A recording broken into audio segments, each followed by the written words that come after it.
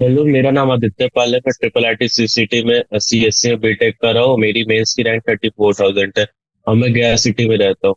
तो आज हम क्वेश्चन करने जा रहे हैं। तो हमारी जो लास्ट क्लास हुई थी हमने उसमें 1.1 से 1.8 तक बनाई थी। आज हम 1.9 से लेकर 1.41 तक जाएंगे, ठीक है। तो आज की एक्सरसाइज में काफी सारे क्वेश्चन सॉल्व करने हैं और हमें जल्दी जल्दी बनाना होगा क्योंकि ज्यादा नंबर ऑफ क्वेश्चन है। बट कंसेप्ट मैंने पहले ही बता दिए तो ज्यादा मुश्किल नहीं होगा।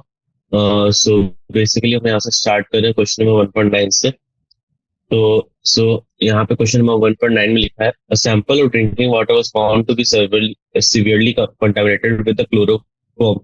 क्लोरोफॉर्म का फॉर्मूला होता है CaCl3, suppose to be carcinogen. Carcinogen होता है कार्बन कंटेनिंग चीज होता है, उससे कार्सिनोजन कहता है, ठीक है। तो level of contamination was 15 ppm by mass, ठीक है। Express this in the this in percent by mass. Determine the molality of chloroform in the water sample. ठीक है, तो ये दो चीज हमें कैलकुलेट करनी है। सो हम यहाँ पे कैलकुलेट करेंगे। हम आते हैं क्वेश्चन नंबर 1.9 पे। तो जैसे कि मास परसेंट निकालना जानते हैं तो मास परसेंट ppm के अमाउंट में होगा। तो हमारा लेवल ऑफ कॉन्टेमिनेशन है 15 ppm, मतलब 15 इंटू 10⁻⁻6, ठीक है। तो इसका मास परसेंट हमारा हो जाएगा 15/10⁻6 इंटू 100, दैट इज 15 × 10⁻⁻4%। तो हमारा मास परसेंट यहाँ से निकल गया, ठीक है। As only 15 gram of chloroform is present in 10⁻6 gram of the solution, the mass of solvent is 10⁻6 gram, ठीक है। इसका सिंपल सा मतलब क्या हुआ कि हमारे को जैसे पता है कि सिर्फ 15 gram chloroform is present in 10⁻6 gram of solution. 15 gram chloroform is present 10⁻6 gram of solution. और मास सॉल्वेंट का मास हम लोग 10⁻6 ग्राम ले लेंगे। यानी हम जानते हैं मोलर मास ऑफ CaCl3 निकाल लेंगे तो वो हमारा आ जाएगा 190.5 ग्राम, ठीक है, पर मोल। तो यहाँ से हम जो मोल्स ऑफ CaCl3 लिख सकते हैं 15/190.5। तो हमारा जो मोलालिटी होगा वो हो जाएगा mass of solute by mass of solvent. तो मास ऑफ सॉल्यूट हमारा क्या होगा 15/10 119.5 इंटू 10⁻³ बाई 10⁻6। यहाँ ग्राम में है तो इसको केजी में कन्वर्ट करने के लिए ऊपर 10⁻³ से मल्टीप्लाई किया गया, ठीक है। That is equal to 1.25 into 10⁻⁻4 molars, ठीक है, molar. This is the molar, okay. तो मोलालिटी हमारी ये निकल आए, ठीक है। अब हमें क्वेश्चन नंबर 1.10 पे आना है। तो 1.10 क्या बोल रहा हूँ, what roles does the molecular interaction play in a solution of alcohol and water? हमारे पास सॉल्यूशन है, ठीक है, हमारे पास सॉल्यूशन है अल्कोहल प्लस वाटर, अपना एक सॉल्यूशन दिया हुआ है, ठीक है। और इस सॉल्यूशन में जो मॉलिक्यूलर इंटरेक्शन प्ले होता है उसके बारे में, उसका क्या रोल होता है ना, उसको हमें बताना है।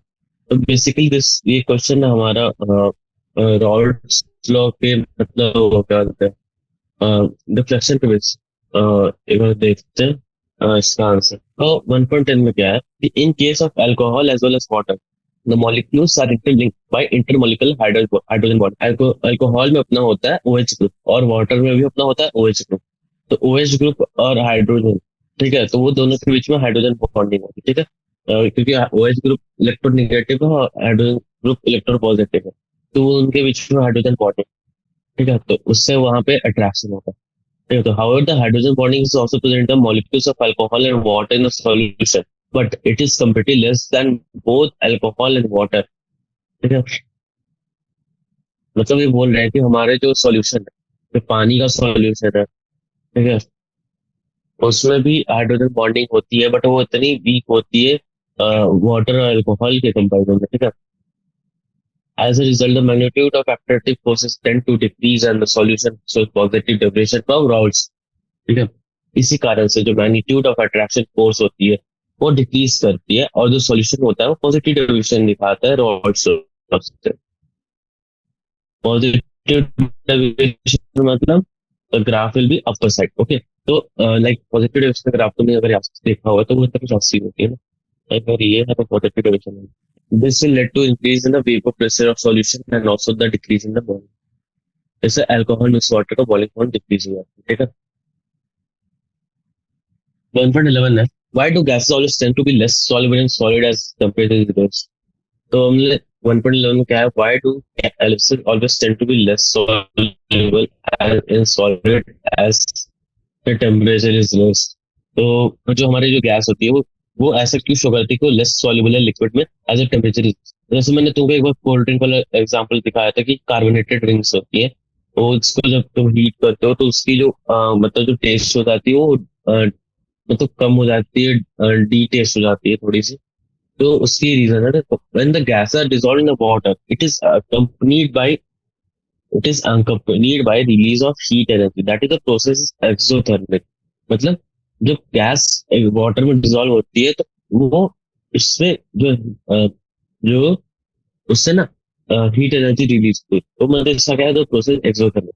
when the temperature is increased according to Lee Chartier's principle, the equilibrium shifts backward direction। मतलब क्या है कि जैसे अगर तुम मान लो ऐसे देखो कि जो तुम्हारा क्या है, अगर तुम देखो तुम्हारा सॉल्यूशन है तो गैस से वो लिक्विड होता है, लाइक सॉरी गैस लिक्विड नहीं, गैस हम होता है गैस जो होता है mix in liquid plus heat, ठीक है। अगर हम वही हीट इसको ट्रांसफर करें, ठीक है, तो ये पार्ट इसका कैंसिल होगा और ये इक्विलिब्रियम इसके पीछे जाएगी, ठीक है। मतलब लिक्विड और गैस सिर्फ मिक्स नहीं है, ये इसका फंडामेंटल, ठीक है। तो इक्विलिब्रियम अभी हमने पढ़ा नहीं है, बट पढ़ेंगे तो उसके बाद हम उस चीज को समझ सकते, ठीक है। तो ये चीज हमने यहाँ पे देखी कि फिर से तो the equilibrium shift backward direction does the gas become less soluble in liquids। तो यहाँ पे हमारा जो गैस है वो लेस सॉल्युबल इन लिक्विड्स हो जाता है, ठीक है। अब हमारा जो 1.12 है वो एक मतलब प्योर थ्योरेटिकल क्वेश्चन है। हमें पूछा है state Henry's law then mention some important application.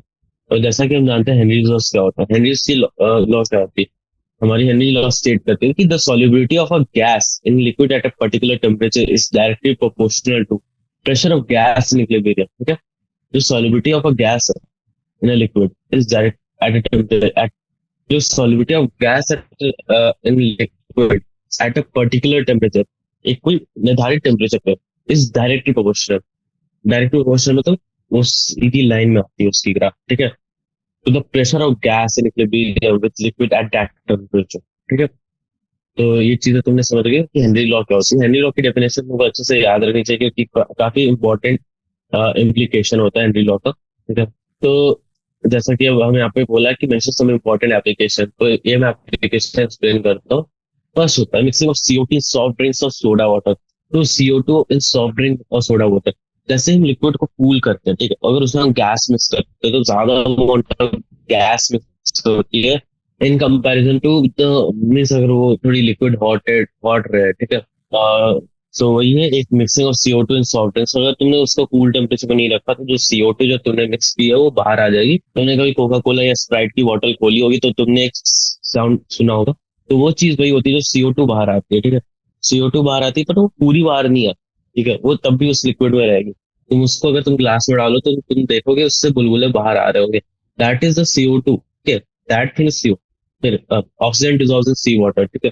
तो तुम जैसे जानते हो कि जो सी वाटर है, जो ज्यादा हीटेड सी वाटर होती है उसमें क्या बोलते हैं, जो जो फिशेज है वो कम पाई जाती है। और कम पाई जाने का इसका कारण यही है कि जब जो ऑक्सीजन होती है जो कोल्ड वाटर में ज्यादा डिसॉल्व होती है in comparison to hot water. Hot water में कम डिसॉल्व होने के कारण जो क्या होता है, वार्म बेड फिशेज नहीं होती, मतलब वार्म वाटर फिशेज कम होती है अवेलेबल, ठीक है। थर्ड है oxygen dissolved in blood as absorption by haemoglobin. तो हीमोग्लोबिन सेम वर्क करता है, लाइक अगर तुम देखोगे कि एक सर्टेन बॉडी टेम्परेचर से ज्यादा बॉडी टेम्परेचर पे जो हीमोग्लोबिन है वो ऑक्सीजन लूज करने लगता है, ठीक है। जिससे मतलब या फिर तो ऐसा सुनो कि ज्यादा ठंडी हो जाने पर कुछ चीजें हो जाती है, लाइक हाइपोथर्मिया की सिचुएशन आती है, वो सब दिस थिंग मीन्स ये सब पूरी हेनरी लॉ पे बेस्ड है, ठीक है। तो ये तुम्हारा थर्ड पॉइंट होगा oxygen dissolving blood absorption by haemoglobin, ठीक है। अब हमें 1.13 क्वेश्चन है, partial pressure of ethane over solution containing 6.56 into 10 to the minus 10 to the power minus 3 gram of ethane is 1 bar. If the solution contains 5 into 10 to the power minus 2 gram of ethane, then what shall be the partial pressure of the gas, ठीक है। तो ये हमें पूछा गया है, ठीक है। तो ये हमें क्या पूछेगा कि the partial pressure of ethane over solution containing 6.5 into 10 to the power minus 3 gram of ethane is 1 bar. ठीक है.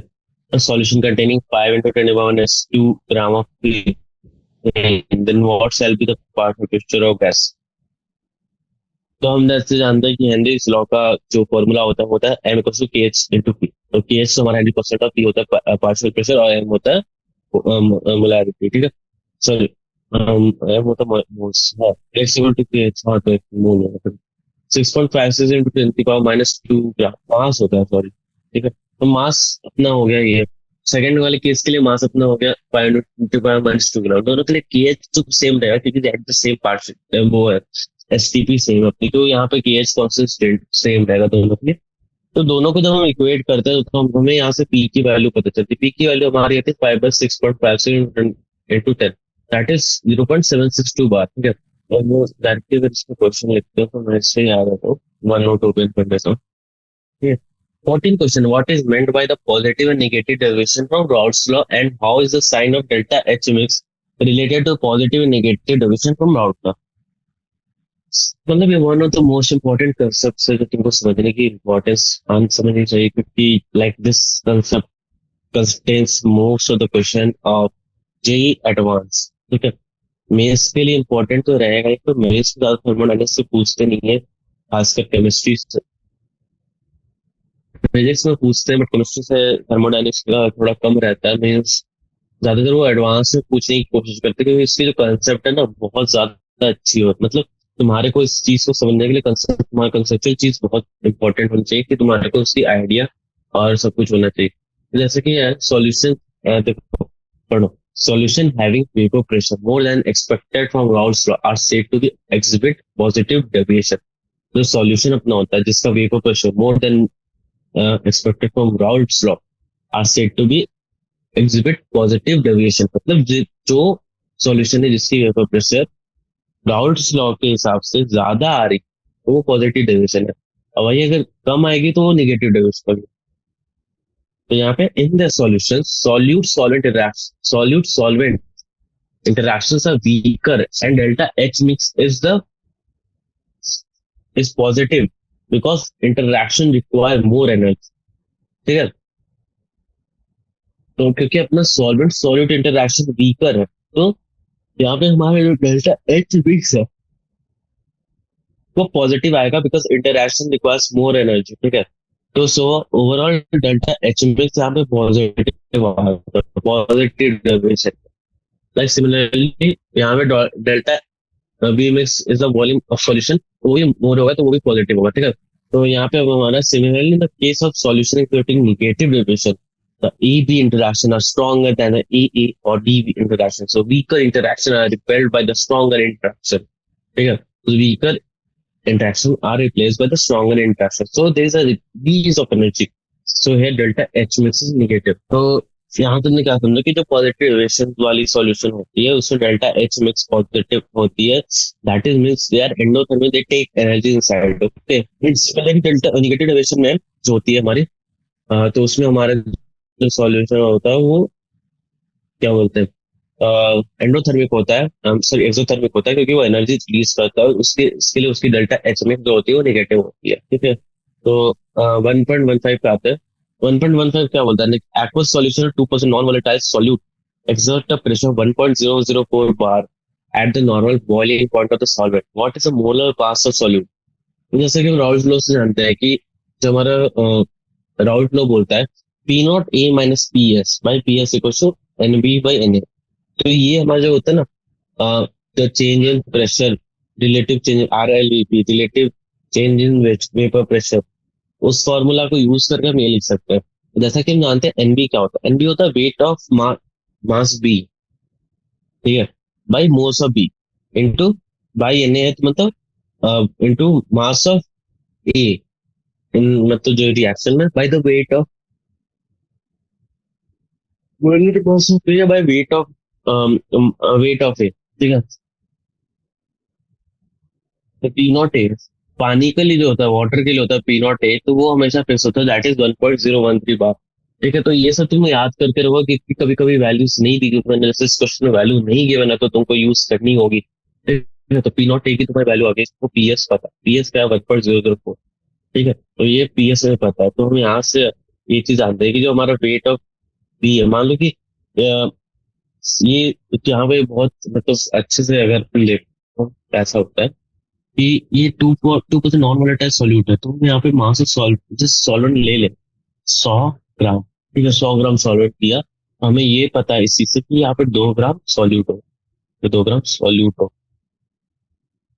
ये 100 ग्राम सॉल्वेंट। ठीक है, सॉल्यूशन, सॉरी सॉल्यूशन 98 ग्राम, 98 ग्राम सॉल्यूट सॉल्वेंट है। ठीक है, तो ये तुमको बेसिक अंडरस्टैंडिंग से समझना पड़ेगा। हाँ, लाइक थोड़ा सा है, कॉम्प्लेक्स चीज है, बट तुमको अगर समझ में एक बार में आ जाएगा तो प्रॉब्लम नहीं होगी बाद में। मैं कम से कम लिखने की कोशिश करूंगा क्योंकि मेरा थोड़ा सा वो वापस क्रैश कर रहा है। ओके,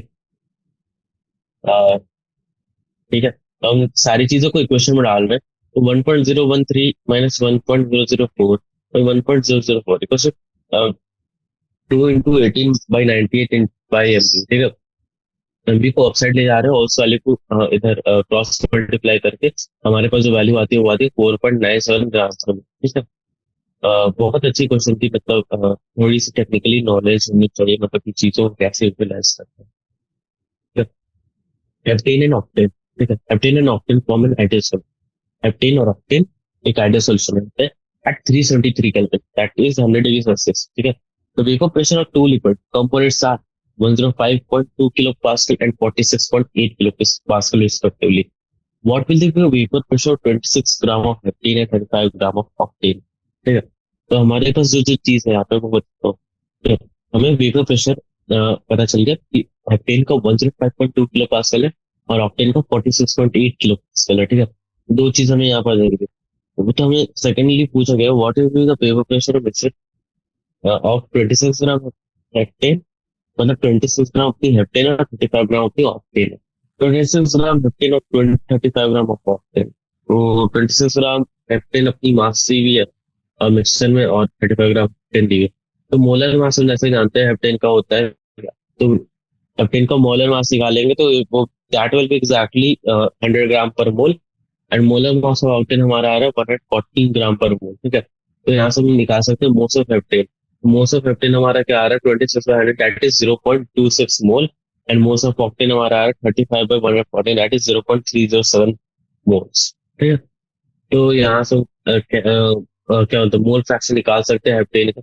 हेप्टेन का मोल फ्रैक्शन निकाले तो वो आ रहा है 0.458, तो ऑक्टेन का अपना हो जाएगा 1 माइनस 0.458। ठीक है, तो दो both X X H plus X O will be always equal to 1। ठीक है, तो यहाँ पर 0.542 आ रहा है, तो अपना यहाँ पे वेपर प्रेशर ऑक्टेन होगा, हेप्टेन होगा, तो हेप्टेन का वेपर प्रेशर होगा x H into P not, that is equal 0.458 into जो तुम्हारे ऊपर पार्शियल प्रेशर मैंने बताया था वो जो गिवन है, तो उसको मल्टीप्लाई करोगे तो तुम्हारे को यहाँ पे वेपर प्रेशर ऑफ हेप्टेन पड़ता है, that is 48.18 kilo pascal. Similarly, the vapor pressure of octane will be X naught, that is the mole fraction of octane into P naught. ठीक है, that is 0.542 into 46.8, that will be equal to 25.36 kilo pascal. तो यहाँ से total vapour pressure दोनों का निकाल सकते हैं। ठीक है, that will B 73.54 kilo pascal. Okay, तो क्वेश्चन नंबर 2.17 पे चलते हैं, मतलब 1.17 पे हमें वेपर प्रेशर ऑफ वाटर की बजाय 12.3 kilo pascal at 300 calorie, calculated one vapour pressure of 1 molar solution.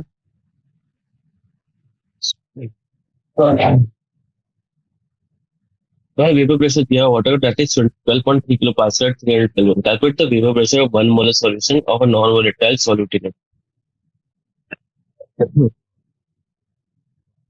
तो 1 मोलर सॉल्यूशन, 1 मोलर सॉल्यूशन का मतलब क्या होता है?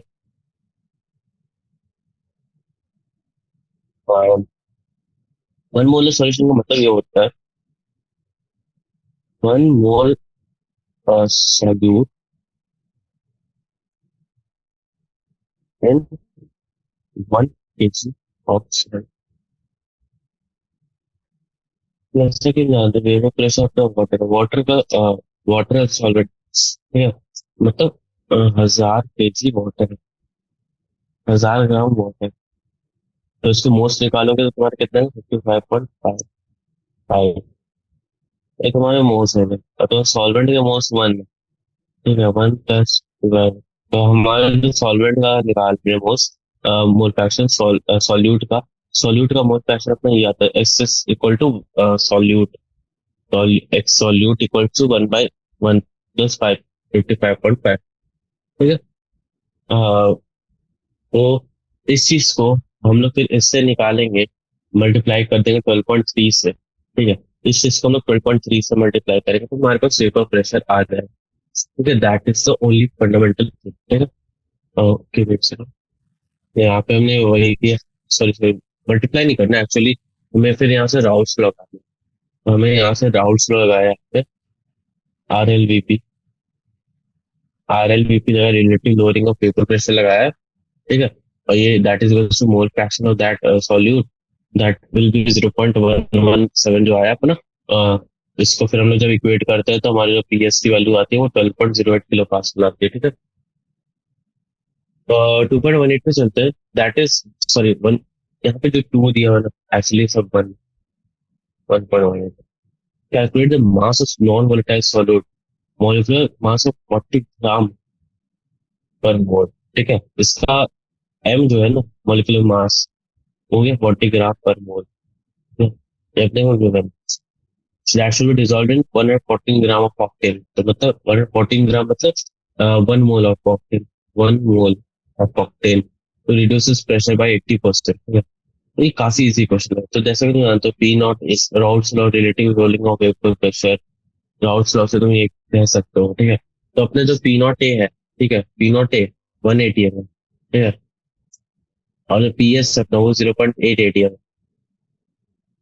बिकॉज 80% प्रेशर रिड्यूस हुआ, तो तुम 180 लो, दैट इज 0.880। ठीक है, तो P not A P S जो अपना वैल्यू आ रहा है वो आ रहा है 0.280, और हम जैसे जानते हैं एमवी अपना 40 ग्राम पर मोल है, और डब्ल्यू हमारे को 114 ग्राम दिया हुआ है। ठीक है, एम ए, तो हमारे को जैसे कि ये पता है कि जो हमारी ऑक्टेन की यहाँ पे मोल है 1 मोल है। ठीक है, तो डब्ल्यू भी हम यहाँ से अगर निकालने की कोशिश कर रहे हैं इस इक्वेशन के थ्रू, तो जो हमारी वैल्यू आ रही है दैट विल बी 10 ग्राम। ठीक है, तो दिस मतलब ये काफी इजी क्वेश्चन था, आराम से सॉल्व कर सकते थे। ठीक है, 19 क्वेश्चन पे चलते हैं। अ, तो 19 क्वेश्चन है, solution containing 30 gram of non volatile solute exactly 90 gram of water as a vapour pressure 2.8 kilo pascal at 298 Kelvin. Further, the 18 gram of water is then added to the solution and the new vapor pressure becomes 2.9 kilopascal at 298 Kelvin. Calculate first the molar mass of the solute, second the vapor pressure of the water at 298 Kelvin. ठीक है, तो ये हमें question दिया हुआ है।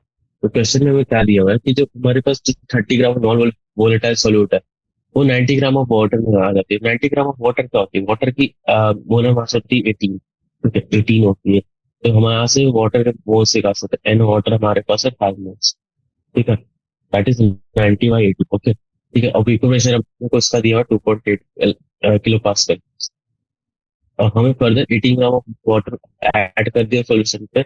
हमें बोल रहा है कि इसका वेपर प्रेशर बन जाता है 2.9 किलो पास्कल 298 का, तो N water new will be 6 moles. ठीक है, तो हमें यहाँ पे कुछ नहीं अभी, फर्दर पहले हमें इसकी वो मास निकालनी है। ठीक है, तो वो मास निकालेंगे और फिर उससे वो हमारे को जो मोल फ्रैक्शन पता चलेगा, तो सेकेंडली मोल फ्रैक्शन से वो न्यू वेपर प्रेशर निकालेंगे सिंपली। ठीक है, तो फर्स्टली हमें जैसे पता है कि 5 मोल्स है, तो हम जैसे ही जानते हैं कि कैसे निकालना होता है, तो हम वो फॉर्मूला यूज करके आराम से निकालेंगे। ठीक है, तो लाइक हम सारी वैल्यूज कर दी यहाँ पे। ठीक है, जब वैल्यूज पुट कर देते हैं तो हमारे पास जो इक्वेशन इक्वेट होके आ जाती है, that is P not by 2.8 equals to 1 + 6/m। ठीक है, सेकंड इक्वेशन हमारी जो आ रही है वो आ रही है जो अपनी ऊपर पी नॉट -2.9/पी not, 6 + sorry 30/m,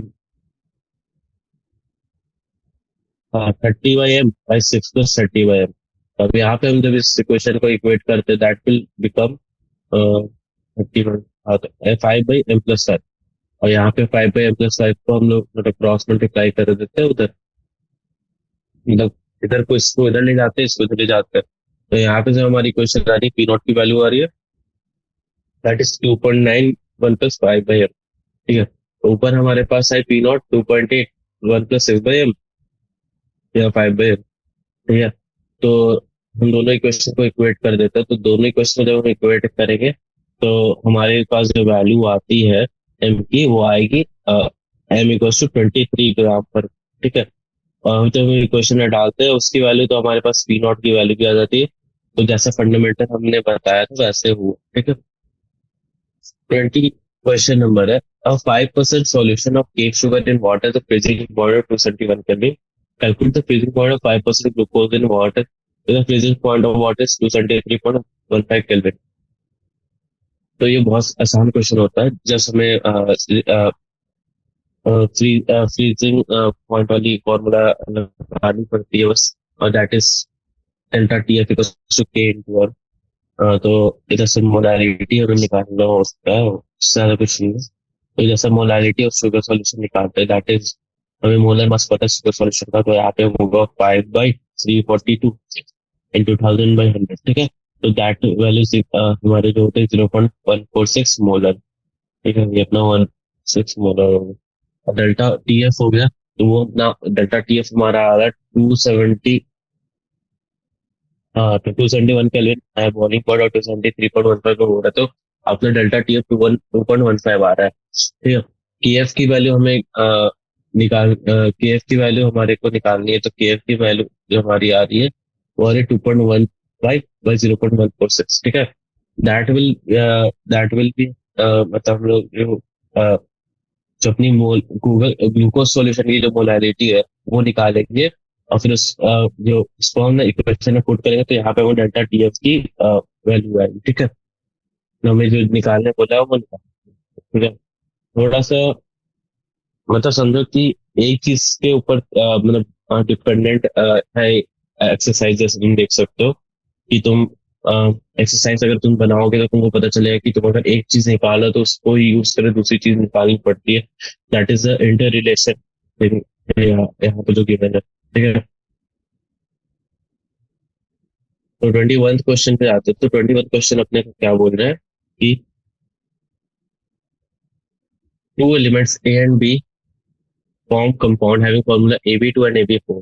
One dissolved in the benzene C6H6. ठीक है, 1 gram of AB2 lowers the freezing point by 2.3 Kelvin, whereas 1 gram of AB4 lowers it by 1.3 Kelvin. The molar depression constant of benzene is 5.1 Kelvin kg per mole. Calculate the atomic masses of A and B. तो जो अपने पहले तो अपने relation से हमें क्या निकालना है, हमें मोलालिटी निकालनी है। ठीक है, क्या बोलते हैं, AB4 की। ठीक है, तो मोलालिटी मतलब मोलालिटी निकालनी है एक्चुअली दोनों। तो AB4 और AB2 की मोलालिटी निकालनी है। तो हमें जो जो वैल्यूज गिवन है हम वो इक्वेशन में बारी बारी पुट करेंगे। तो जैसा कि हम जानते हैं इक्वेशन क्या है, तो इक्वेशन हम जैसे जानते हैं क्या है। ठीक है, तो अपना जो इक्वेशन है वो हो जाएगा डेल्टा टी है इक्वल्स टू कांस्टेंट मोलारिटी। तो हमें तो ये करना है, बट यहाँ पे प्रॉब्लम ये है कि हमें इसको थोड़ा सा क्या बोलते हैं के एफ की वैल्यू को मतलब वो इसके ओरिजिनल फॉर्म में लिखना है, जो कि हमें एक्सरसाइज में गिवन है।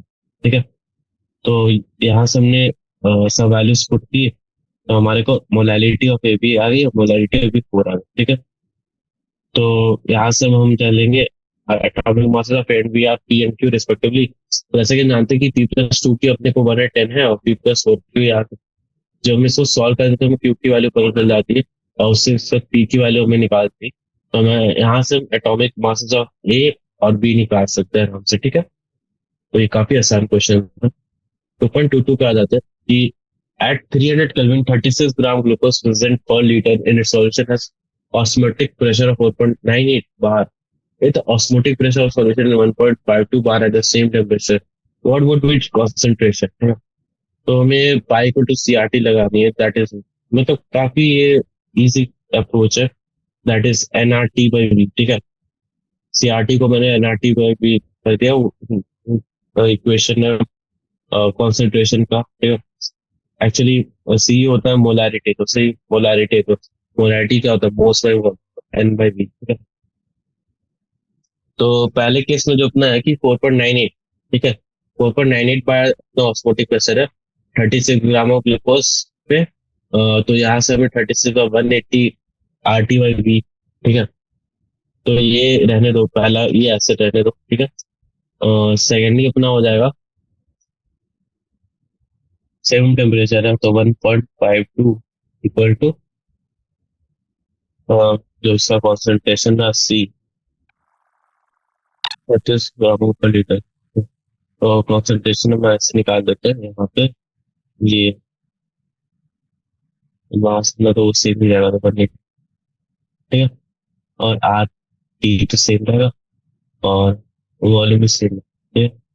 तो यहाँ से हम कैलकुलेट करेंगे, ना आएगा 36/x 4.98/1.5, ठीक है। तो इसको जब हम सॉल्व करते हैं, तो इसको जब सॉल्व करेंगे, तो सॉल्व करने के बाद हमारा जो कॉन्सेंट्रेशन है दैट विल बी, जो हमारा कॉन्सेंट्रेशन आएगा वो आएगा, मतलब अपना तो यहाँ से हमारा वो आ जाएगा पहले तो mass, mass x equal to mass of C6H4, तो फिर उसका इसको 180 से डिवाइड करेंगे तो हमारे पास ये वैल्यू आएगी, ठीक है। दैट इज 0.6110 पर मोल, ये अपने कॉन्सेंट्रेशन। तो 23 क्वेश्चन पे आते हैं, तो 23 क्वेश्चन है सब suggest the most important molecular attractive interaction in following pairs. First NX and octane, second I2CCl4 है, थर्ड NaCl4 and water है, फोर्थ है methanol and acetone, और 5 acetonitrile and acetone, ठीक है। तो फर्स्ट में है कि वो WXN and N-octane, WXN W said hexane and N-octane are non-polar, non-polar होता है। Thus intermolecular attraction interaction will be London dispersion force. London dispersion force वही होता है जब तक आइडियल बॉन्ड जैसे फोर्स होता है, like they are not visible, means they are not as strong as ionic forces or covalent forces, but still they have a very important impact. Like London forces are present in every bonds, means वो हर जगह present होता है, but उनकी जो power होती है बहुत ज्यादा कम होती है, लाइक दे आर नेग्लिजिबल, ठीक है। और कभी कभी थोड़ी सी ज्यादा होती है, लाइक हाइड्रोजन बॉन्ड ये सब फॉर्म होता है, तो ठीक है। सेकंड है अपना I both I1CCl4 are non-polar, ठीक है, दोनों नॉन पोलर स्ट्रक्चर है। Intermolecular interaction with London dispersal force, similarly London dispersal force ही हो गया यहाँ पे। और थर्ड अपना आता है NaCl4 is an ionic compound which is Na plus ions and ClO4 minus ions in the solution. तो पर वही water is a polar molecule, this intermolecular interaction will be ion dipole interaction, ठीक है। Fourth, both methanol and acetone are polar molecules. Interaction will be dipole-dipole interaction, ठीक है। Fifth one, both CS3 and C3H6O are polar molecules. Interaction will be dipole-dipole interaction. जैसे कि हमें interaction types पढ़ना रहता है, तो उसमें इंटरेक्शन टाइप में हम पढ़ते हैं, हमारे पास काफी तरह के होते हैं, लाइक आयन डाइपोल होते हैं, आयन आयन होते हैं, डाइपोल डाइपोल होते हैं, और मतलब ये इस टाइप के इंटरेक्शंस होते हैं, लंडन फोर्सेस होते हैं। तो ये सब काफी इंपॉर्टेंट है, लाइक उनकी अगर तुम एडवांस के लिए पढ़ोगे तो उनकी रेडियस की, मतलब कि किस तरीके से उनके रेडियस से बढ़ते, वो कैसे वो घटती है बढ़ती है, वो सब चीज पढ़ना भी पड़ता है, ठीक है। 24th, based on the solute solvent reaction interaction, arrange the following in order of increasing solubility in N-octane and X-brane. Cyclohexane, KCl, CH3OS, CH3L. N-octane is a non-polar liquid and solubility is covered by the principle that light dissolves light, keeping this in view the increasing solubility of order of different solutes. तो ये अपने को ऐसे डाला, KCl सबसे कम होगा कि सबसे ज्यादा आयनिक है, CH3OH और CH3CN में CH3OH ज्यादा आयनिक नेचर शो करता है, ठीक है। मेरा CH3CN एक्चुअली रेजोनेंस में रहता है, तो वो थोड़ी स्टेबल होती है, वो आयनिक से थोड़ी हटके कोवैलेंट नेचर में। और सिस एस्ट्रोसाइक्लोहेक्सेन इज प्योरली कोवैलेंट, तो वो मतलब लाइट इज और लाइट्स मींस वो पोलर नहीं है, ठीक है। 26th question, among the following identify which are insoluble, partially soluble, highly soluble in water. First, phenol, toluene; third, formycin; fourth, ethanol. Like, तो like I have to go with it. तो phenol जो होती है, phenol,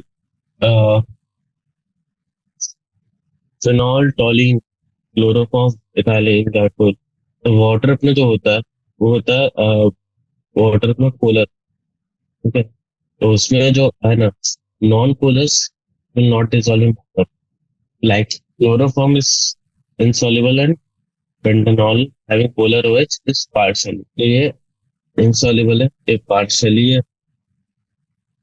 ये formic acid होती है, formic acid होती है हमारी CH3, काफी नहीं है, तो ये तो soluble होगी। तो सोलिन, toluene, I think toluene is insoluble and it's like glycol partially होगी, alcohol getting all parts हो, ये insoluble।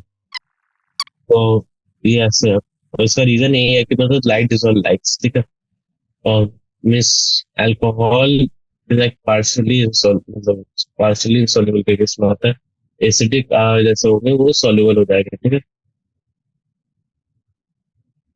और पोलर स्ट्रक्चर और ये सब तो insoluble ही होगा। 26 है, तो इन density, if the density of lake water is 1.25 gram per ml and it contains 92 gram of Na plus ions per kg of water, calculate the molarity of Na plus ions in the lake। तो बहुत सारे question, तो 92 ग्राम दी हुई है, और उसकी तुम जानते हो कि मोलर मास ऑफ Na क्या होता है। तो molarity of Na plus ions क्या होगा, number of moles of Na ions by the mass of water in के, एक केजी वाटर दी हुई है, ठीक है। और तुमको मास भी दिया हुआ है Na का, और तुमको मोलर मास भी पता है, तो तुम सब डाल लो और तुमको उससे मोल्स पता चलेंगे Na प्लस आयंस पे, तो फिर उसका उसको वेट ऑफ वाटर से डिवाइड कर दो, दैट इज 4 मोल पर केजी, दैट इज 4 मोल है, ठीक है। Molarity of Na plus ions हो गया 4 molar, okay. 27th question number है कि सॉल्युबिलिटी ऑफ प्रोडक्ट और CuS is 6 into 10 to minus 6, ठीक है। Calculate the maximum molarity of CuS in an aqueous solution, ठीक है। तो CuS जो होता है वो CO2 प्लस और S2 माइनस आयन में टूटता है। तो यहाँ पे हमारे को जो सॉल्युबिलिटी कांस्टेंट है that is KSP equal to 6 into 10 to minus 6 दी हुई है। तो जो अपनी मैक्सिमम मोलारिटी ऑफ CuS होती है aqueous solution में, means that is new solubility of CuS, तो वो उसको मान लेते हैं कि S मोल पर लीटर होगा, ठीक है। तो KSP जो अपना है that will be CO2 plus into S2 minus ions, ठीक है।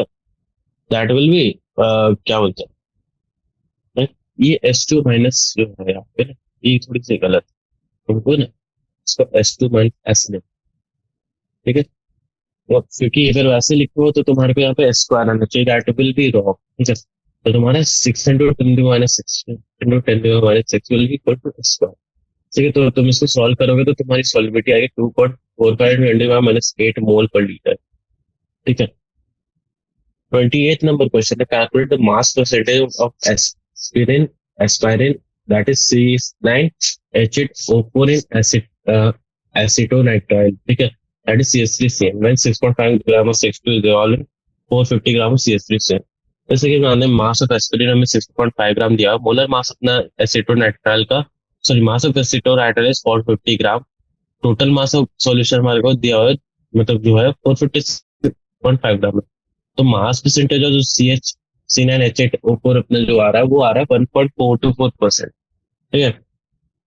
दैट मीन्स, तो क्वेश्चन वहां पे नहीं है, तो यहाँ से मास परसेंटेज निकाल दिया, ठीक है।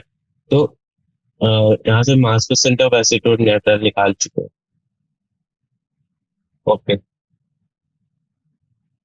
मैं ये निकालने ही, ठीक है, 1.424%। 29th नंबर क्वेश्चन जो है, that is naloxone, that is this compound C19H21NO3,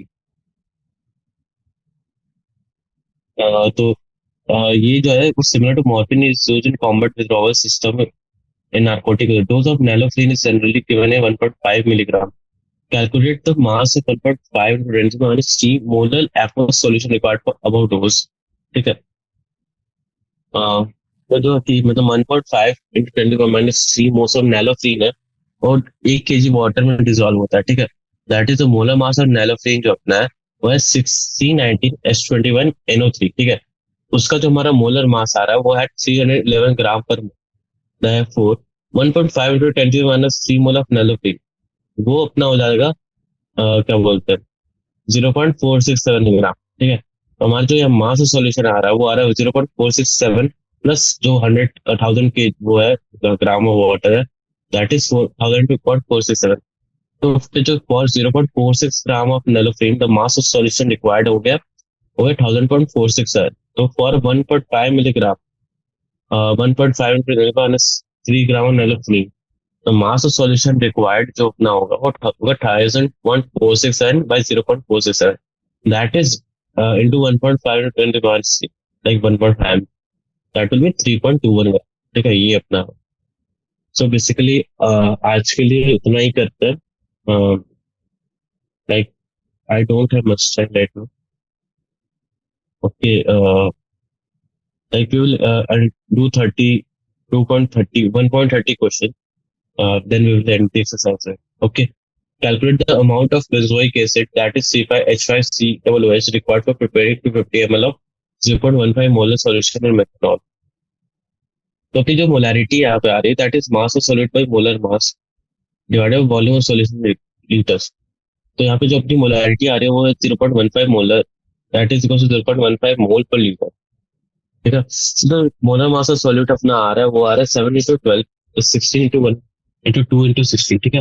that is तो जो यहाँ पे लिखा हुआ है एक्चुअली दैट इज 112 ग्राम पर। ठीक है। तो हमारा जो मास ऑफ मोलर मास आ रहा है वो अपना 112 ग्राम पर मोल आ रहा है और हमें वॉल्यूम ऑफ सॉल्यूशन दिया हुआ है। ठीक है। तो हम जैसे कि जानते हैं हमारी जो मोलैरिटी है उतनी 0.15 है। मास ऑफ सॉल्यूट हमें पता है मोलर मास हमें मास ऑफ सॉल्यूट हमें नहीं पता है वो निकालना है।